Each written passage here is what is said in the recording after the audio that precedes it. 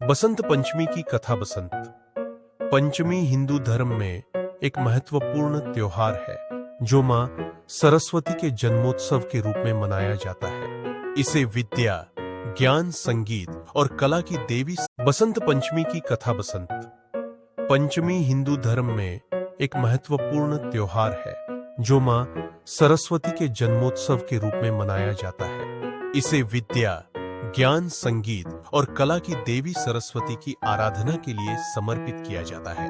इस दिन विद्या आरंभ और बुद्धि की पूजा करने की परंपरा है। मां सरस्वती की उत्पत्ति की कथा पुराणों के अनुसार जब ब्रह्मा जी ने सृष्टि की रचना की तो उन्होंने देखा कि पृथ्वी पर चारों ओर शांति और नीरवता है। मनुष्य तो बना दिए गए, लेकिन वे न तो बोल सकते थे, न ही किसी भी कला या ज्ञान से परिचित थे।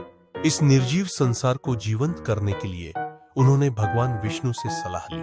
भगवान विष्णु के निर्देश पर ब्रह्मा जी ने अपने कमंडल से ये जल छिड़का, जिससे एक दिव्य शक्ति प्रकट हुई। यह देवी 4 भुजाओं वाली थी। एक हाथ में वीणा, दूसरे में पुस्तक, तीसरे में माला और चौथे में वरदान देने की मुद्रा थी। यह शक्ति स्वयं मां सरस्वती थी, जिन्हें ज्ञान और संगीत की देवी माना गया। जैसे ही मां सरस्वती ने वीणा बजाई, संसार में मधुर ध्वनि गूंज उठी।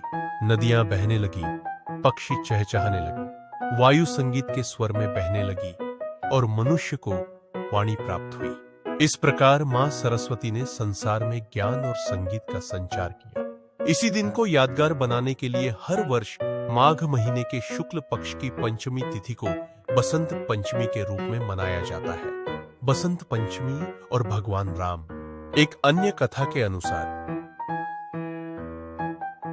जब भगवान श्री राम माता सीता की खोज में जंगलों में भटक रहे थे, तब वे दंडकारण्य क्षेत्र में पहुंचे।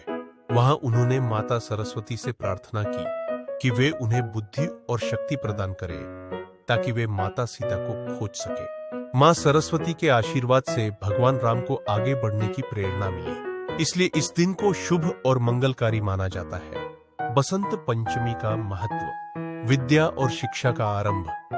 इस दिन छोटे बच्चों को पहली बार पढ़ाई लिखाई शुरू करवाई जाती है, जिसे विद्यारंभ संस्कार कहा जाता है। पीले वस्त्र और भोजन।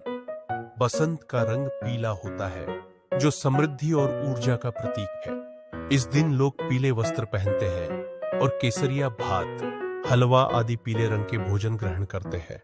पतंगबाजी की परंपरा।